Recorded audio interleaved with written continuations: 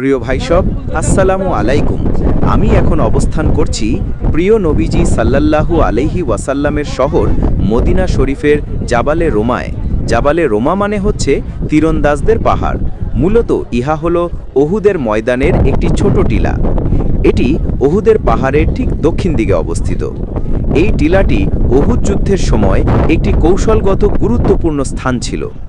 ওহুদের যুদ্ধের শুরুতে মহানবী সাল্লাল্লাহু আলাইহি ওয়াসাল্লাম এই পাহাড়ের ওপর 50 জন তীরন্দাজকে নিযুক্ত করেছিলেন এবং কঠোর নির্দেশ দিয়েছিলেন যে যুদ্ধের ফলাফল যাই হোক না কেন তারা যেন কোনো অবস্থাতেই তাদের নির্ধারিত স্থান ত্যাগ না করে।